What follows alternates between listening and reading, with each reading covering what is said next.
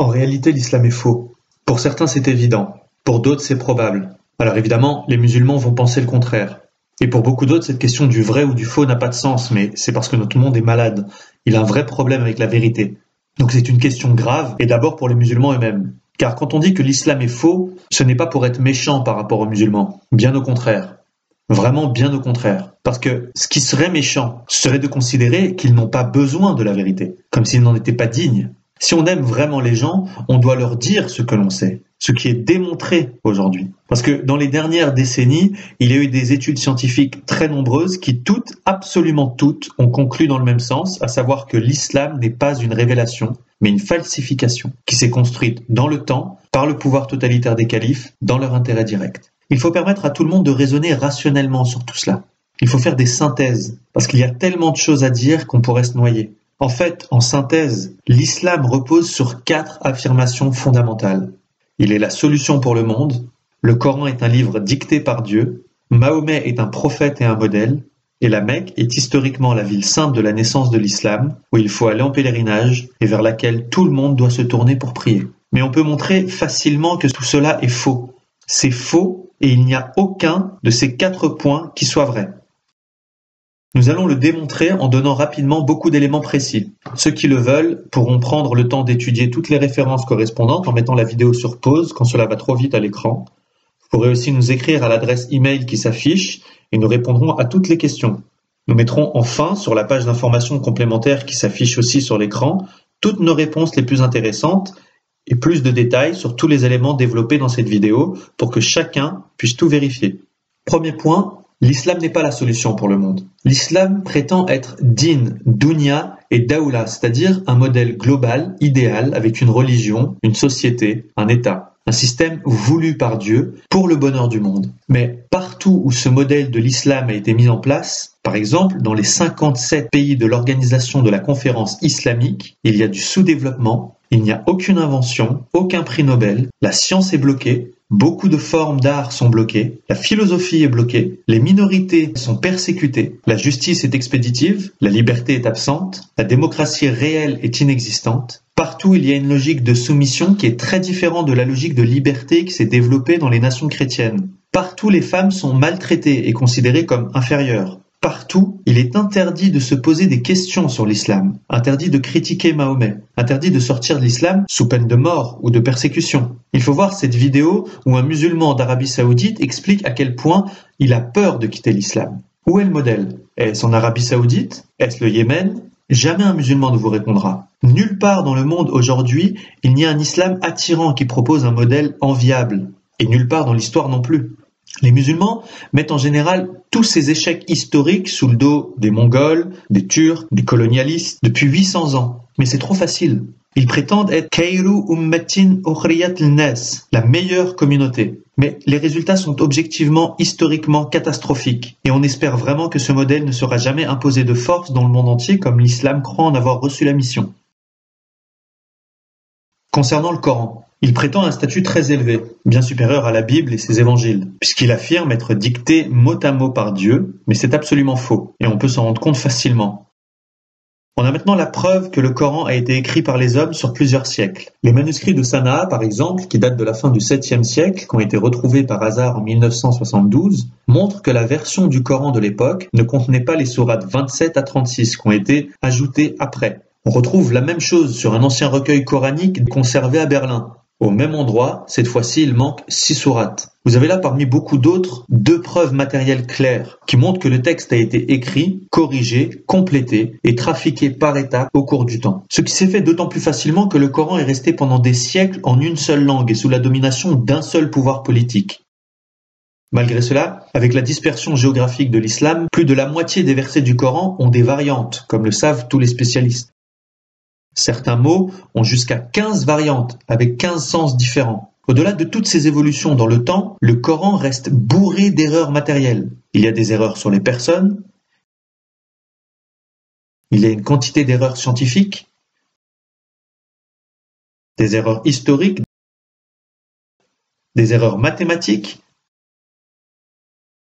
Le professeur Sami Awad Al-Bid Abu Salih a fait un blog et un gros livre de 500 pages où il recense plus de 2500 erreurs linguistiques et grammaticales dans le texte lui-même, classées en 11 catégories différentes.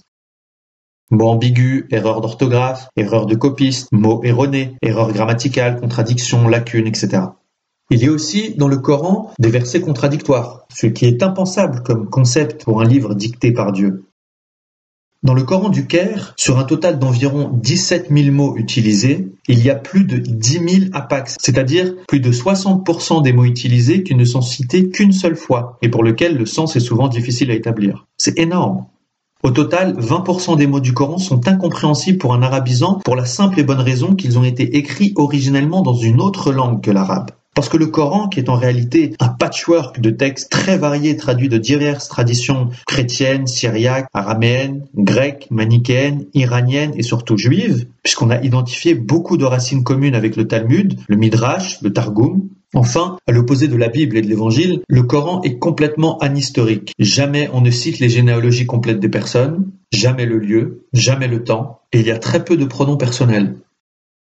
Sur le fond, le texte est bourré d'appels au meurtre et à la violence. Le Coran est un livre en vente libre en France, et il demande littéralement de tuer au nom de Dieu des catégories entières de personnes.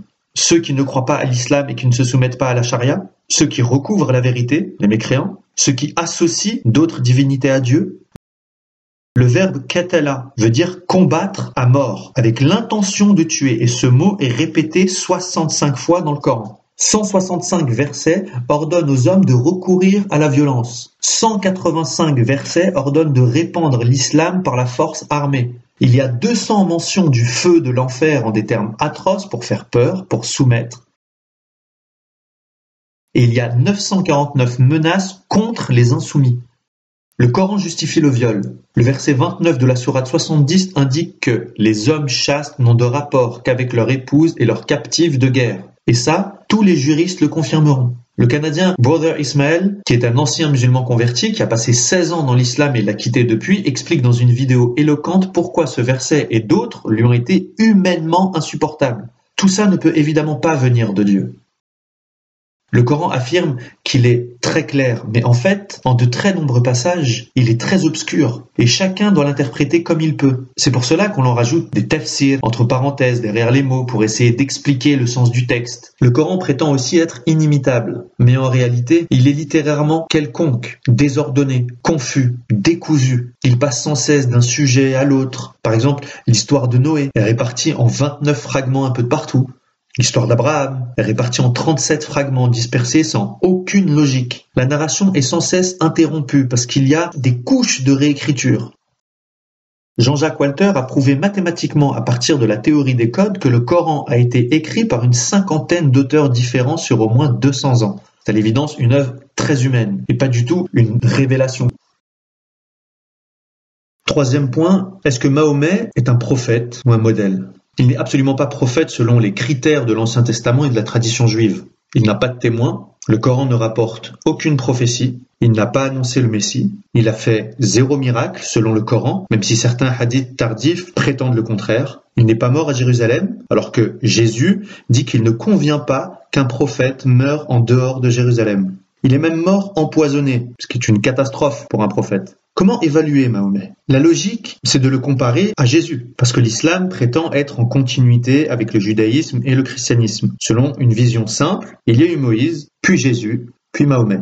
Mais il y a plusieurs grands problèmes dans cette théorie, et le premier, c'est que la Bible n'a annoncé que le Messie, et seulement le Messie. Personne n'a évidemment jamais annoncé la venue de quiconque après le Messie, pour la bonne raison que dans la Bible et toute la tradition judéo-chrétienne, il n'y a rien après le Messie. Le Messie est le terminus ad quem, c'est-à-dire la fin. Avec lui, tout est accompli. C'est le sommet, le dernier cadeau de Dieu qui doit être la lumière des nations. C'est-à-dire que le Messie est pour toute l'humanité.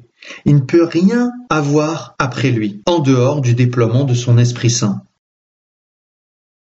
À ce sujet, les musulmans argumentent en disant que Moïse a annoncé la venue d'un prophète et que Jésus a annoncé la venue d'un paraclet. Mais la simple analyse de ces passages montre qu'il ne peut absolument pas s'agir de Mahomet.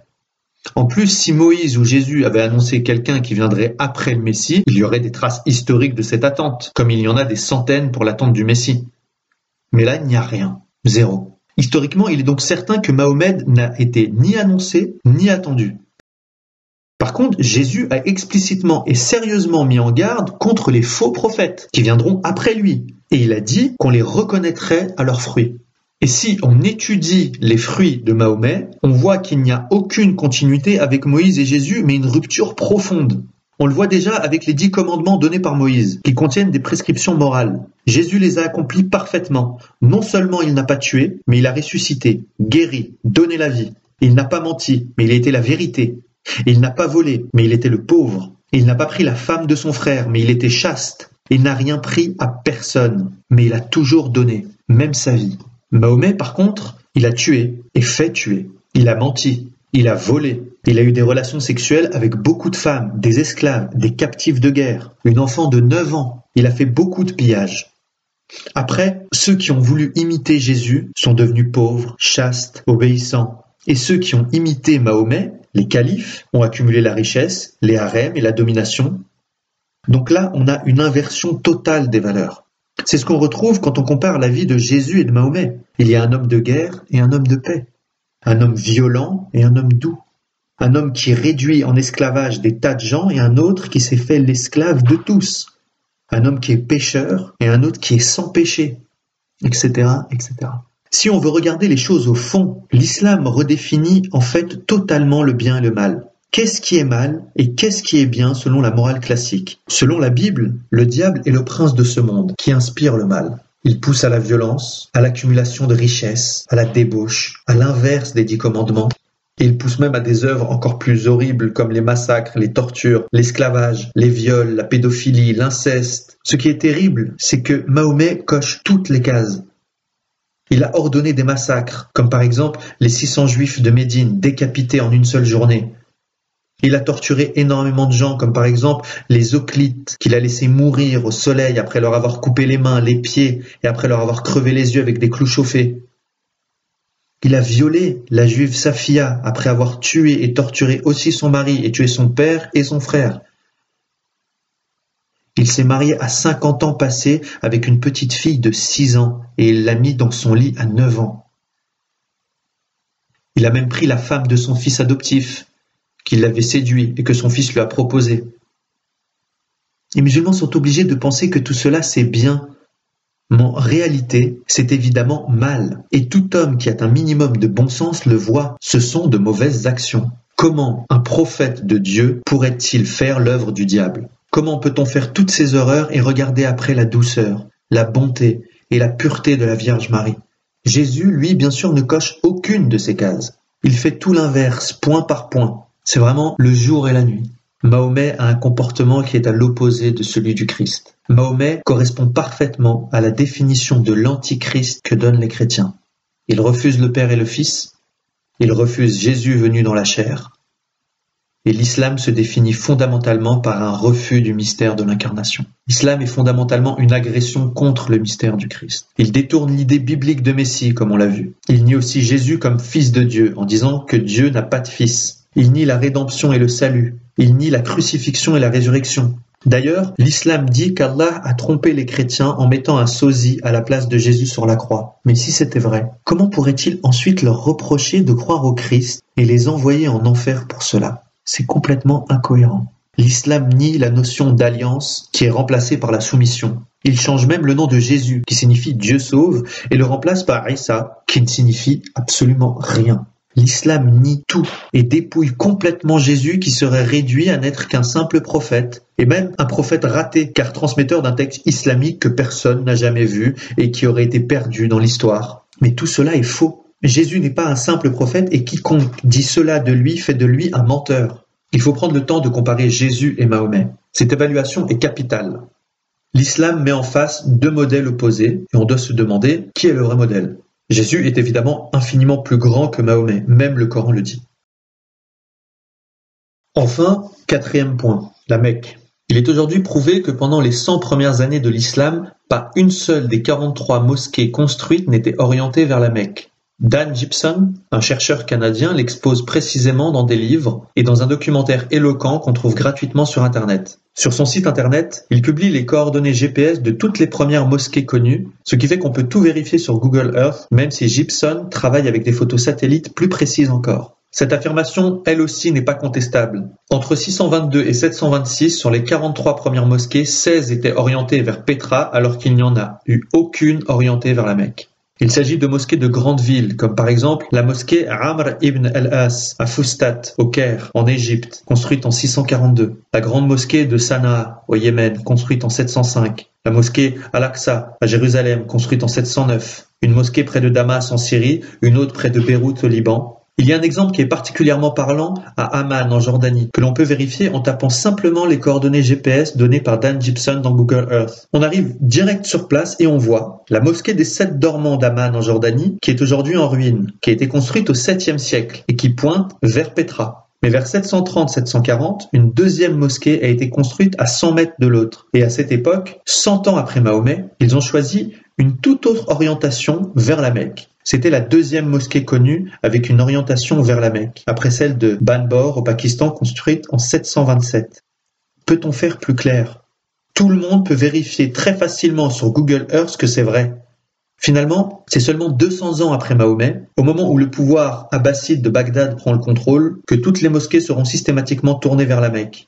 Avant, c'est comme si la Mecque n'existait pas, comme si elle n'avait pas encore le rôle que les musulmans lui prêtent aujourd'hui. C'est quelque chose d'énorme et qui est confirmé par toutes les études. En fait, aucune des descriptions de la Mecque ne colle avec son site réel dans le désert d'Arabie. La Mecque n'a jamais été la mère de toutes les cités. Elle n'est pas située sur un carrefour de routes commerciales, puisqu'elle est à l'écart et en contrebas de l'itinéraire caravanier traditionnel. Elle n'a jamais été un grand centre de pèlerinage antique. Elle n'a jamais été célèbre depuis Abraham. Il n'a jamais été possible d'y lever des armées de plusieurs milliers d'hommes. Elle ne peut pas avoir été le caravansérail de la tribu des Korachites, ni leur base arrière, car il est impossible d'y élever des chameaux faute de pâturage. Il n'y a jamais eu là-bas d'arbres, de fruits, d'herbes vertes, de terres agricoles.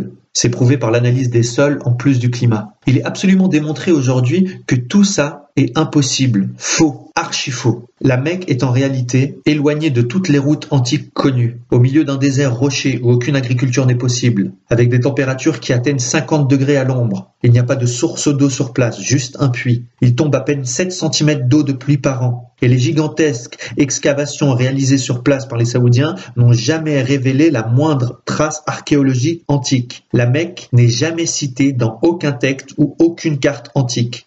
Certains disent que la mention de Macoraba par Ptolémée au IIe siècle désignerait la Mecque, mais c'est faux. D'après pratiquement tous les spécialistes, il n'y a aucune autre citation nulle part. La Mecque n'entre dans l'histoire qu'après 690, c'est-à-dire plus de 50 ans après Mahomet.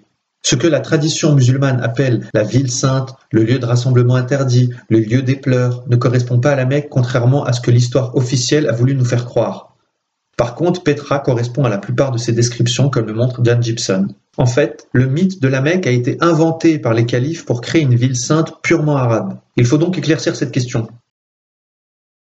Pourquoi et comment cette manipulation a-t-elle pu se construire? On peut aujourd'hui reconstituer assez précisément les choses, en se servant des sources extérieures à l'islam et des éléments de la tradition musulmane, en pointant et en expliquant leur incohérence. Les Korachites, la tribu de Mahomet, étaient en fait au nord de la Syrie. Cela a été démontré par la toponymie et par l'archéologie. Selon les traditions musulmanes, Mahomet a été chef de guerre en gros entre 610 et 632. Sur cette période, la tradition musulmane parle qu'il aurait commandé 60 razzias et il a accumulé du butin. Il aurait commencé avec 300 cavaliers et il a fini avec 10 000 qui écumaient le Moyen-Orient. Une razzia, c'est simple. Vous asseyez un village ou une caravane, vous tuez tous les hommes, vous prenez les femmes et les enfants en esclaves et vous ramassez le butin. Il y a une sourate entière, la sourate 8, dont le titre est le butin. Il y est dit au premier verset que le butin doit revenir à Mahomet et à Dieu. Au verset 41, il dit que 20% du butin doit toujours revenir à Mahomet, à ses parents, aux orphelins, aux pauvres et aux nécessiteux. Ce ne sont pas des inventions. Vous pouvez vérifier, sourate 8, verset 41. Est-ce qu'on peut imaginer Jésus réunir ses apôtres et dire comment va-t-on partager le butin? Là, on est vraiment sur une autre planète. Ensuite, selon la tradition, Mahomet est mort et toutes les tribus qui l'avaient aidé sont reparties chez elles. Mais Abou Bakr a voulu continuer. Il a dû faire la guerre pour obliger tout le monde à continuer car rien n'était prévu par Mahomet. Abu Bakr a commencé à rassembler quelques textes sur Mahomet, puis il a été assassiné. Après lui est venu Omar qui a pris Jérusalem, puis Othman qui a créé un premier Coran. Et comment? En détruisant tous les autres textes, en menaçant de mort ceux qui en garderaient, et en faisant détruire toutes les sources. Après, s'est implantée la dynastie des Omeyyades, basée à Damas. On a découvert que 40 ans après Mahomet, le premier calife Omeyyade utilisait encore des monnaies avec des croix chrétiennes. C'est historique, mais c'est absolument incompatible avec la vision officielle de l'islam. Ensuite, Abdelmalik, le troisième calife Omeyyade, fait réécrire une nouvelle version du Coran, faisant détruire tous les Corans d'Othman. C'est à cette époque, vers 692, qu'il y aura la deuxième fitna, le deuxième schisme, avec la guerre entre les califes de Damas et Ibn el-Zubayr, qui se proclame calife dans la ville sainte, sans doute Pétra, et qui aboutira à la destruction de la Kaaba, le sanctuaire de la pierre noire idolâtrée en ce lieu. Le récit qu'en fait l'historien El-Tabari confirme encore qu'on était à Pétra et non à la Mecque, car le calife de Damas est mort et l'armée a été prévenue et est revenue en moins de 40 jours. C'est impossible depuis la Mecque qui est à 1400 km de Damas, mais possible depuis Pétra qui est à 435 km. Autre élément troublant, l'année 70 de l'Hégire a été complètement expurgée de l'histoire d'Al-Tabari, qui contient aujourd'hui 15 pages sur l'année 69, 27 pages sur l'année 71, mais 0 sur l'année 70. Bref, dans le cours de cette guerre, la ville sainte de Pétra a été un moment prise par les armées omeyyades, forçant Ibn el-Zubayr à s'enfuir, en faisant transporter la fameuse pierre noire. Il s'est sans doute alors replié vers le sud et a dû s'installer sur le site de la Mecque, loin de ses ennemis, ce qui expliquerait comment cette ville a été réellement fondée. Ce qui est en tout cas certain, c'est que l'histoire de la Mecque n'a rien à voir avec ce que la tradition musulmane en dit. Les chercheurs trouvent aujourd'hui quantité d'autres éléments qui infirment totalement l'authenticité de l'histoire officielle musulmane, notamment la découverte de manuscrits très anciens du Coran ou même de l'absence de Coran parfois. Par exemple, il s'est avéré que ceux qui ont conquis l'Espagne autour de 705-710 n'avaient pas de livre sacré. Il n'y avait pas encore de Coran diffusé à ce moment-là. C'est à cette époque qu'il faut situer les manuscrits de Sanaa, qui sont parmi les plus anciens que l'on connaisse, vers la fin du 7e siècle. On a cité déjà le manuscrit où il manque 10 sourates, mais il y a aussi ces photos à ultraviolet qui montrent que ces textes sont des palimpsestes, c'est-à-dire qu'on a effacé et recopié dessus. Bien d'autres photos montrent un Coran incomplet. Par exemple, ici, la fin de la sourate 48 manque, le seul endroit où il y a Mecca. Par exemple, ici, Jésus est appelé le Fils, dans un sens absolu. Mais plus tard, on rajoutera de Marie, ce qui change complètement le sens du texte, bien sûr.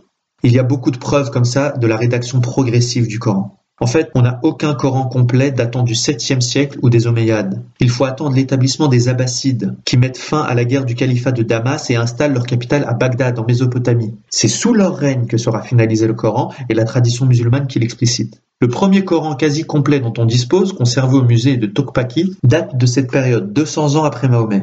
C'est également à cette époque, au 9e siècle, que sont publiés les premiers recueils de hadith, les recueils de Bukhari et de Muslim, qui en comptent plusieurs milliers, même si on dispose d'aucun exemplaire physique du recueil de Bukhari datant d'avant le 12e siècle. Pareil pour les biographies de Mahomet. Il faut attendre le 9e siècle pour que soit publiée la Sira d'Ibn Hisham, la première biographie officielle de Mahomet dont on ait conservé la trace. C'est dans ces eaux-là seulement qu'est fixée la doctrine du Coran incréé. Entre 837 et 847, 3 califes, Al-Mamoun, Al-Mutassim et Al-Watiq, protégeaient les Mutazilites qui refusaient cette idée. Mais finalement, le calife Al-Mutawakil les a déclarés hérétiques. Et quelques années plus tard, le calife Al-Muqtadir les a emprisonnés. Il les a mis à mort. Et il a définitivement imposé la thèse du Coran incréé dans son règne 2 siècles et demi après Mahomet. Après cela, on aura les premières exégèses du Coran, Tafsir el-Tabari au Xe siècle, les autres recueils de hadiths qui en produiront des centaines de milliers, et les chroniques historiques des premiers temps de l'islam, la chronique d'Al-Tabari. C'est en 980 seulement que se crée la doctrine des versets abrogeants et des versets abrogés pour résoudre la question des versets contradictoires. À ce moment-là, les califes abbassides sont encore dominants et ils décident que les versets les plus violents, qui ont été dits de Médine, vont systématiquement abroger les versets les plus modérés, qui ont été dits de la Mecque. Mais il est clair que cette distinction entre la Mecque et Médine, qui existe encore aujourd'hui, n'a absolument aucun fondement historique. Finalement, en 1029, les califes imposent la fermeture des portes de l'Ijtihad, la fin de l'effort d'interprétation. Toute la rédaction et la publication de la base de la tradition musulmane et de l'histoire officielle datent donc de la période abbasside, 200 ans au moins après Mahomet. Pendant les 200 ans qui précèdent, il y a ce qu'on appelle le trou noir de la littérature arabe. Les califes ont fait détruire toutes les sources de leurs prédécesseurs. Ils ont même fait détruire les sources païennes en faisant brûler par exemple la bibliothèque de Ctésiphon en 636 ou la gigantesque bibliothèque d'Alexandrie à partir de 640. Il y a donc eu 100 ans sans la Mecque. Et c'est seulement à partir de 820 que toutes les mosquées sont orientées vers la Mecque. Et des siècles sans tradition définitive, sans Coran complet, sans biographie ni historiographie officielle. À qui profite cette manipulation ? Il est évident que le pouvoir religieux a été manipulé par le pouvoir politique. Les califes avaient le pouvoir de le faire. Ils avaient tout intérêt à le faire, et ils l'ont fait. Ils avaient tout intérêt à raconter que Mahomet était quelqu'un de formidable, qu'ils étaient ses successeurs, et qu'il fallait donc se soumettre à leur autorité pour des raisons politiques, militaires, et aussi pour des raisons religieuses. Tous ces éléments confirment qu'on ne peut évidemment pas faire confiance à l'historiographie officielle islamique édictée sous le pouvoir absolu des califes.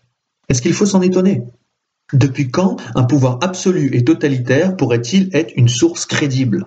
Est-ce qu'on peut faire confiance à l'historiographie officielle de la Corée du Nord et croire tel quel tout ce que raconte la propagande de Kim Jong-un et de ses prédécesseurs ? Bien sûr que non. Pour l'islam, on est dans un cas très comparable, avec un contexte impérial et un pouvoir totalitaire qui généralise les entreprises de destruction des documents qui ne vont pas dans le bon sens. Bref, la vérité oblige à dire que le récit, qui est l'ossature de l'islam, est faux, archi-faux. En réalité, l'islam s'est construit par une idéologie de conquête. Ce n'est absolument pas une religion de paix. Les califes ont organisé l'expansion militaire de l'islam qui a conduit à la conquête de l'Empire perse, à la conquête de l'Afrique du Nord, des Balkans, de la Perse, de l'Inde, en passant par la conquête de l'Espagne jusqu'à Poitiers. Et ce n'était évidemment pas des guerres défensives. Alexandre Delval dit avec justesse que l'islam se présente comme un véritable ennemi, car l'ennemi n'est pas celui qui est différent de nous, ou celui qui ne nous convient pas. C'est au sens militaire et stratégique du terme celui qui veut, premièrement, s'en prendre à notre population, deuxièmement, à notre territoire, et troisièmement, à notre gouvernement et nos valeurs. On est parfaitement dans ce cas-là, et c'est rare dans l'histoire. Le maréchal Sissi, président de l'Égypte, qui est musulman, confirme cette folie. Il est intervenu publiquement et solennellement pour dire « Nous devons changer radicalement notre religion ». Et il a dit « Si on regarde les choses avec clarté, est-il concevable que 1,6 milliard de musulmans puissent vouloir tuer une population mondiale de 7 milliards ?» Il a dit cela publiquement dans la plus grande université d'Égypte, à Al-Azhar, devant les ulama qui à la fin l'applaudissent. Imaginez que le président de l'Italie aille à Rome dire aux cardinaux de l'Église catholique « Voilà, il faut qu'on change nos textes parce que ces textes nous obligent à tuer le reste de la population. » Les gens le regarderaient en disant « Il a perdu la tête ». Là, ce n'est pas ce qui se passe. Les gens disaient oui et ils applaudissaient. Avec tous ces éléments, comment expliquer que certains croient encore à tout cela ? En fait, c'est un système autoréférentiel qui tourne en boucle et qui fonctionne comme un bloc idéologique. Si on vous dit que Mahomet a fait quelque chose d'horrible, c'est parfois justifié par le Coran. Si on demande pourquoi est-ce que vous croyez au Coran, on va vous dire parce que l'islam dit que c'est le livre de Dieu. Et pourquoi est-ce que vous croyez à l'islam ? Parce que Mahomet est le prophète de l'islam. Il faut donc tout prendre ou tout laisser. Et quand on commence à avoir des doutes, ce n'est pas facile, car il y a une très grosse pression sociale. Il n'est pas facile de quitter l'islam, on risque sa vie. Il est très dur d'entrer dans le judaïsme, dans le christianisme. Il faut le vouloir, ça prend du temps. Par contre, il est très facile d'en sortir, parce que la liberté est fondamentale pour l'amour. Pour l'islam, c'est absolument l'inverse. Il est très facile d'y entrer, cela se fait en 3 minutes. Il suffit de prononcer la profession de foi devant 2 témoins. Mais il est par contre impossible d'en sortir sans risquer la mort, au moins la mort sociale et la persécution. L'islam est une prison qui prive de liberté. Avec les horreurs des dernières années, de plus en plus de gens voient clair. Aujourd'hui, beaucoup ont le courage d'étudier la question et de se convertir à la vérité. Par millions, pour la première fois dans l'histoire, on parle de 100 000 convertis en Arabie Saoudite, 600 000 en Indonésie, 6 500 000 chaque année en Afrique. En France, il faut que ça progresse. Donc en résumé, l'islam n'est pas la solution pour le monde. Le Coran ne vient pas de Dieu. Mahomet n'est ni prophète ni modèle. Et la Mecque n'existait même pas au temps de Mahomet qui n'y a jamais mis les pieds. Conclusion, l'islam est faux. C'est un mensonge. Aujourd'hui, l'islam se raidit parce que ses valeurs sont contredites par celles de l'Occident. Les valeurs de respect, d'amour du prochain, d'égalité, de liberté ont pour elles la force irrésistible de la vérité et de la loi naturelle gravée au cœur de chaque homme. C'est pourquoi, au-delà des soubresauts de l'histoire, elles finiront par s'imposer à toute l'humanité. C'est inéluctable. Tôt ou tard, les hommes informés auront envie d'être libres. Tôt ou tard, l'islam va s'écrouler comme le communisme à cause des moyens de communication nouveaux qui montrent que c'est un mensonge et que c'est un mensonge dangereux. Attention cependant à toujours bien distinguer les musulmans de l'islam. Cette distinction entre les musulmans et l'islam est vraiment capitale. L'islam est un système abominable, mais les musulmans ont parfois une religiosité admirable. Jean-Jacques Walter a fait une conférence au Cercle de l'Union interalliée devant les ambassadeurs de plusieurs pays pour présenter son livre « Les deux islams », le meilleur livre récent sur l'islam. Tout le monde était stupéfait car il était extrêmement précis, factuel, synthétique. Il n'y a eu après que des compliments, sauf un, qui est l'ambassadeur du Sénégal, qui lui a dit « Monsieur, je suis désolé, moi je suis l'ambassadeur d'un pays à majorité musulmane et chez nous cela ne se passe pas du tout comme vous avez dit. » Et Jean-Jacques Walter a répondu « Oui, au Sénégal, on n'applique pas l'islam réel. Au Sénégal, on applique les traditions du Sénégal, qui sont la douceur, le respect, la tolérance, et ce n'est pas du tout l'islam. Donc en fait, les musulmans font un mix avec la nature humaine, leur culture et certains aspects de l'islam, puisque la plupart n'ont pas lu le Coran. Donc il faut bien toujours garder cela en tête. Les musulmans sont en réalité les premières victimes de l'islam. Alors que faut-il faire ? Il faut d'abord arrêter d'être naïf. Il faut ensuite se poser les bonnes questions, agir et parler de tout cela. Et il faut ensuite prier pour la conversion de tous. En tout cas, que chacun réfléchisse avec tous ces éléments et que chacun fasse selon sa conscience. Enfin, si vous n'êtes pas totalement convaincu malgré tous ces éléments, tournez-vous vers Dieu et priez-le vraiment, avec le cœur, avec vos mots. Demandez-lui de vous révéler la vérité. Attention, parce que prier, ce n'est pas faire des choses comme se mettre dans une certaine position et lire des textes. Non, prier, c'est parler à Dieu de tout son cœur, avec foi, comme un ami parle à un ami. Jésus disait, « Toi, quand tu pries, retire-toi dans ta pièce la plus retirée, ferme la porte et prie ton Père qui est là, présent dans le secret. » Faites-le avec confiance. On constate aujourd'hui que Dieu répond actuellement avec grande force aux prières des musulmans qui cherchent la vérité.